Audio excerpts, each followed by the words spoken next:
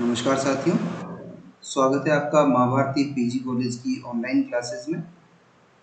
आज इस वीडियो में हम देखने वाले हैं BA part second year political science paper second भारतीय राजनीतिक व्यवस्था यूनिट फर्स्ट संविधान। इससे पहले की 3 वीडियो में हम संविधान के बारे में, इसके उद्देश्य, इसकी स्थिति, संविधान के स्रोतों के बारे में, देशी और विदेशी स्रोतों के बारे में पढ़ चुके हैं। इस वीडियो में हम देखने वाले हैं भारत के संविधान के निर्माण में संविधान निर्मात्री सभा की भूमिका। हम कुछ इस तरह से अध्ययन करते हैं कि हमारे अध्ययन के बाद वो क्वेश्चन को किसी भी तरह से घुमा करके उस टॉपिक से संबंधित पूछे, हम आंसर करने की स्थिति में हों। तो भारतीय संविधान सभा के कार्य तथा कार्यकरण का उल्लेख कीजिए। Discuss the working and task of the constituent assembly in India, या उसके भूमिका की विवेचना कीजिए। Discuss the role of the constituent assembly in framing the constitution of India. तो इस तरह से क्वेश्चन किसी भी तरह से पूछे, हम एक इंटीग्रेटेड वे में अध्ययन करते हैं, जिससे कि हम 15 वर्ड्स 250 वर्ड्स या 500 वर्ड्स में किसी भी तरह से क्वेश्चन पूछे। चलिए शुरू करते हैं। भारत में संविधान सभा के कार्य तथा कार्यकरण। संविधान सभा की भूमिका या कार्यकरण, किसी भी तरह से वो पूछ सकता है। तो भारत का संविधान एक लिखित डॉक्यूमेंट के रूप में, प्रलेख के रूप में संविधान सभा द्वारा निर्मित किया गया, बनाया गया। भारत के संविधान सभा के कार्यों, भूमिका तथा उसके कार्यकरण का विवेचन जो है, हम इन बिंदुओं में देखते हैं। तो सबसे पहले हम देखते हैं संविधान सभा में संविधान के निर्माण की प्रक्रिया। संविधान सभा के द्वारा संविधान का निर्माण किस प्रक्रिया से किया गया, वो हम देखते हैं। तो पहला अधिवेशन इसका हुआ 9 दिसंबर 1946 और अस्थायी अध्यक्ष सर्वसम्मति से चुने गए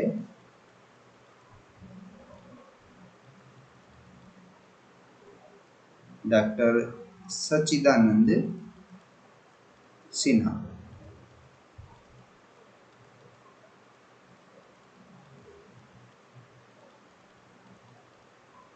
ये अस्थायी अध्यक्ष चुने गए 9 दिसंबर 1946। उसके बाद 11 दिसंबर 1946 स्थायी अध्यक्ष चुने गए इस संविधान सभा के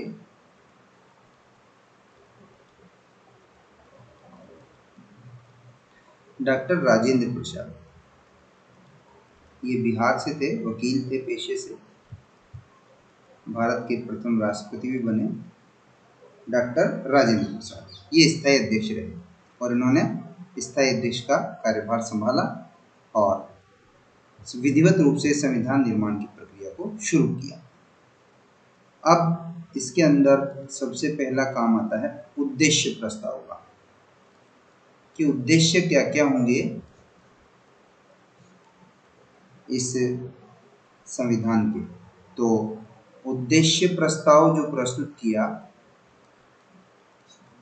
वो किया पंडित जवाहरलाल नेहरू, जो आगे चल करके भारत के प्रथम प्रधानमंत्री बने। जवाहरलाल नेहरू ने 13 दिसंबर 1946 को संविधान सभा में उद्देश्य प्रस्ताव प्रस्तुत किया और इस उद्देश्य प्रस्ताव में संविधान के उद्देश्यों की व्याख्या की, कि संविधान हम बना रहे हैं उसके उद्देश्य क्या क्या होंगे। तो अब देखिए 9 दिसंबर 11 दिसंबर और 13 दिसंबर। स्थायी अध्यक्ष और उद्देश्य प्रस्ताव। 13 दिसंबर से 19 दिसंबर तक कुल 8 दिन तक इस उद्देश्य प्रस्ताव पर विचार विमर्श किया गया और 22 जनवरी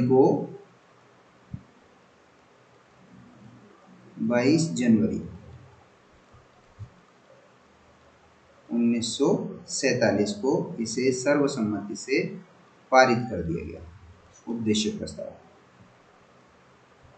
तो उद्देश्य प्रस्ताव किसने प्रस्तुत किया? पंडित जवाहरलाल नेहरू ने। कब प्रस्तुत किया? 13 दिसंबर 1946 को। कब पास हुआ, कब पारित हुआ? 22 जनवरी 1947 को। अब आता है समितियों की स्थापना। अलग अलग समितियां बनाई। समितियों की स्थापना।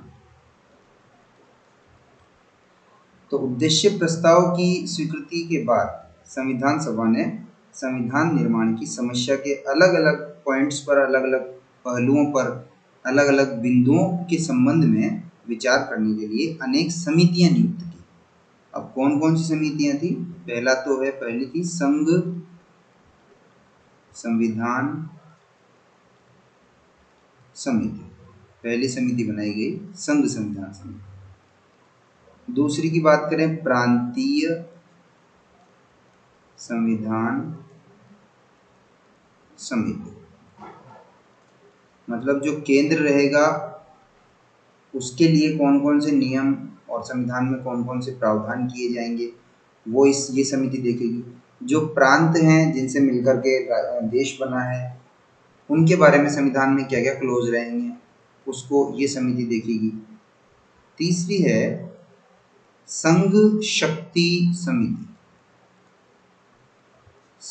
संघ शक्ति समिति ये तीसरी समिति थी।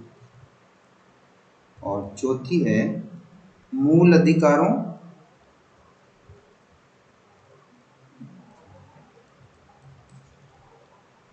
अल्पसंख्यकों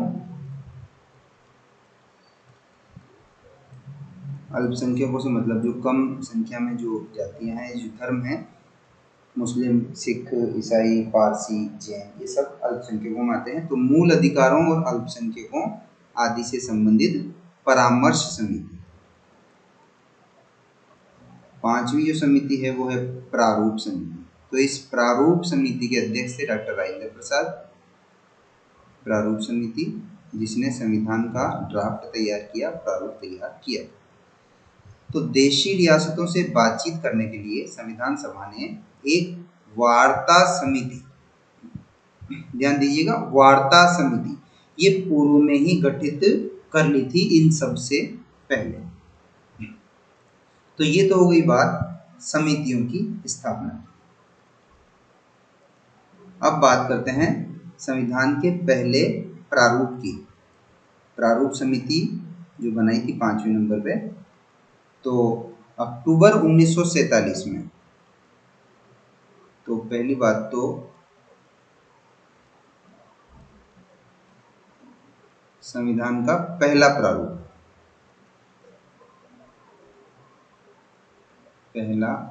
संविधान का पहला प्रारूप अक्टूबर 1947 में संविधान सभा के सचिवालय की परामर्श शाखा ने संविधान का पहला प्रारूप तैयार किया। और इस प्रारूप के तैयार होने के पहले संविधान सभा के सचिवालय ने 3 जिल्दों में विश्व के विभिन्न संविधानों के पूर्व दृष्टांत, पहले के एग्जाम्पल इकट्ठा करके उन्हें संविधान सभा के सदस्यों में बांट दिया था। और संवैधानिक परामर्शदाता B.N. राव जो संवैधानिक सलाहकार थे प्रारूप समिति में, तो परामर्शदाता B.N. राव ने विश्व के विभिन्न संविधान विशेषज्ञों से विचार विमर्श करके एक रिपोर्ट भी प्रस्तुत की थी, एक प्रतिवेदन भी प्रस्तुत किया। ये पहला प्रारूप हो गया। प्रारूप समिति द्वारा प्रारूपित संविधान। अब ये दूसरा प्रारूप आता है, प्रारूप जिसे प्रारूप समिति ने बनाया, प्रारूप समिति द्वारा बनाया गया संविधान का प्रारूप।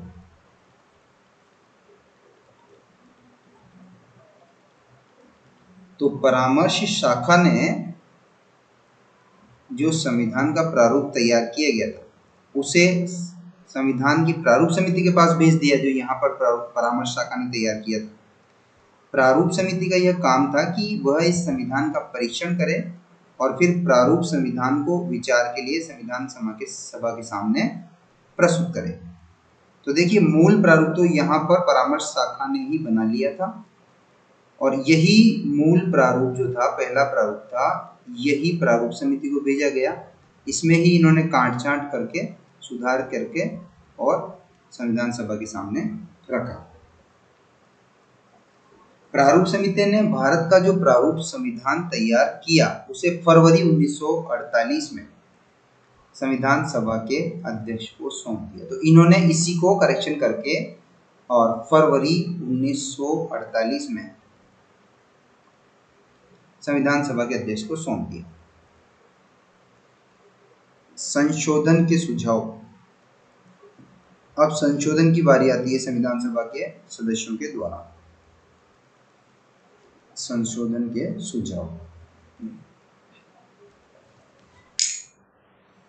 तो इसमें प्रारूप संविधान के प्रकाशित होने के बाद प्रारूप संविधान में संशोधन करने के लिए अनेक सुझाव प्राप्त हुए और एक विशिष्ट समिति ने इन पर विचार किया तथा प्रारूप संविधान का एक पुनर्मुद्रित संस्करण दोबारा प्रिंट करवाया। उसको संशोधन जो थे उनको लागू करके उसको दोबारा प्रिंट करके और उसको प्रकाशित किया। उन्हें संविधान सभा के सदस्यों में बांटा ताकि वो उसे दोबारा पढ़ सके। अभी भी देखिए, आपको प्रक्रिया यही चलती है। अभी शिक्षा नीति का ड्राफ्ट तैयार हुआ, बड़े बड़े शिक्षाविदों को उनकी प्रति भेजी गई। उसके अलावा जो साइट है शिक्षा विभाग की, उस पर उसे डाला गया ताकि देश का हर आदमी उसको देख सके, उस पर अपने सुझाव भेज सके। यही लोकतंत्र की खूबसूरती है। तो संविधान पर धारावार विचार, मतलब उसमें जितनी भी धाराएं थी, सेक्शन वाइज धारावार विचार, 3 बार उसे वाचन किया गया, पढ़ा गया और फिर अंतिम रूप से निर्माण। तो 15 नवंबर 1948 को प्रारूप संविधान पर सेक्शन वाइज धारावार विचार प्रारंभ हुआ। 8 जनवरी 1949 तक की अवधि में संविधान पर सामान्य वाद विवाद हुआ और इसे प्रथम वाचन कहा गया। ठीक है, 15 नवंबर और 1948 से लेकर के 8 जनवरी 1949 पर जो इसमें विचार विमर्श हुआ तो इसे प्रथम वाचन कहा गया। 16 नवंबर 1949 संविधान का दूसरा वाचन समाप्त हो गया और तीसरा वाचन हुआ 26 नवंबर 1949।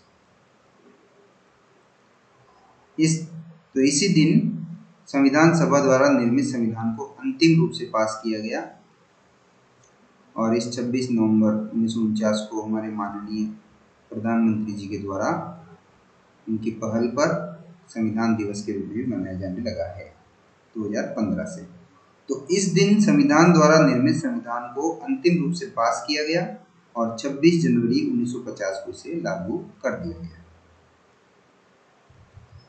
उसके बाद ये तो संविधान निर्माण की प्रक्रिया हो गई पूरी। अब बात आती है संविधान निर्माण कार्य में भूमिका को हम देखते हैं।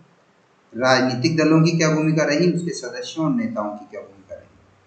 तो सबसे पहले हम देखते हैं कांग्रेस, जो उस समय सबसे बड़ा दल था, कांग्रेस का योगदान। कांग्रेस ने केवल दलीय आधार पर ही संविधान सभा में अपनी भूमिका को सीमित नहीं रखा, उसका संपूर्ण चिंतन राष्ट्रीय परिप्रेक्ष्य को लिए हुए था और परिणाम स्वरूप संविधान सभा देश की जनता की आकांक्षाओं के अनुरूप अपना दायित्व निर्वाह कर सके। दूसरा है राष्ट्रीय स्वरूप। राष्ट्रीय स्वरूप तो संविधान में देश के सभी भागों, वर्गों, हितों, दलों, दबाव समूहों का प्रतिनिधित्व हुआ। इसके राष्ट्रीय स्वरूप ने ही इन सभी की महानता को प्रतिपादित किया। इसके अलावा पुरुषोत्तम दास टंडन, जयकर और श्यामा प्रसाद मुखर्जी जैसे हिंदू रूढ़िवादी भी सभा में उपस्थित थे। भूमिका में तीसरा पॉइंट है सदस्यों की दोहरी भूमिका। सदस्यों की संविधान निर्मात्री सभा में 12 कैबिनेट स्तर के और 3 राज्य स्तर के मंत्री और 1 उपमंत्री था। डॉक्टर राजेंद्र प्रसाद और जीवी मावलंकर, गणेश वासुदेव मावलंकर को छोड़कर सभी सदस्य दोहरी भूमिका निभाते थे।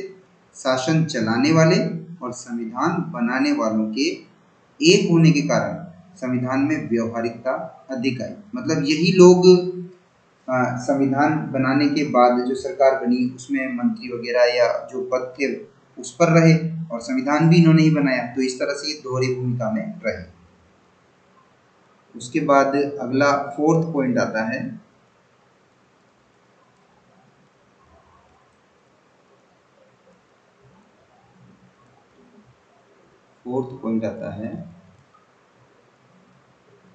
नेतृत्व व नीति निर्माण।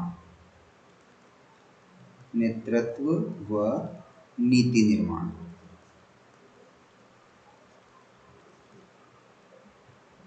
संविधान सभा का नेतृत्व व संघीय शासन का स्वरूप उनके आंतरिक संबंधों का परिणाम था। नेहरू, पटेल, प्रसाद और आजाद सब के सब कांग्रेस की सर्वोच्च परिषद कार्य समिति के सदस्य थे और कांग्रेस के अध्यक्ष पद पर काम कर चुके थे एवं अंतरिम सरकार में मुख्यमंत्री, प्रधानमंत्री या उप प्रधानमंत्री भी थे। 5वां पॉइंट देखें तो सहमति से निर्णय, सहमति और समायोजन। सहमति और समायोजन का सिद्धांत अपनाया गया। मतलब जो भी निर्णय लिए गए वो लगभग सभी सदस्यों की सहमति और आपसी एडजस्टमेंट से लिए गए। इसी सिद्धांत के कारण भारतीय संविधान की अत्यंत ठोस नींव डाली गई। इन सिद्धांतों के कारण ही भारतीय संविधान पर राष्ट्रीय सहमति हो सकी। तो आप ध्यान रखिएगा, सहमति और समायोजन के सिद्धांत का पालन किया गया संविधान के निर्माण में। तो संविधान सभा का योगदान, तीसरा पॉइंट दोबारा मैं दोहरा देता हूँ। पहला पॉइंट था संविधान सभा में संविधान निर्माण की प्रक्रिया, इसके अंडर में सब पॉइंट थे 6। दूसरा पॉइंट था संविधान निर्माण कार्य में राजनीतिक दलों, उसके सदस्यों तथा नेताओं की भूमिका, इसके अंडर में पॉइंट थे 5। और तीसरा पॉइंट है संविधान सभा का योगदान। तो संविधान सभा के प्रयासों द्वारा विश्व के सबसे बड़े लोकतंत्र भारत की स्थापना हुई। सबसे पहला योगदान, देश में राष्ट्रीय सहयोग, एकता की भावना का विकास हुआ। संविधान सभा ने रियासतों, अल्पसंख्यकों एवं भाषा की समस्या को जिस रूप में सुलझाया वह अपने आप में एक अनुपम उदाहरण है। संविधान सभा ने राष्ट्रीय उद्देश्यों की पूर्ति के लिए वैदेशिक साधनों को अपनाया। अंत में संविधान सभा ने एक जनतंत्रात्मक संविधान का निर्माण किया जो कि विश्व के लिए एक आदर्श। तो इस तरह से हमने संविधान को इन 4 वीडियो में विस्तृत रूप में देखा। इसके बाद अगले वीडियो में हम लेंगे भारतीय संविधान की प्रस्तावना उद्देशिका को विस्तार से। तब तक के लिए धन्यवाद।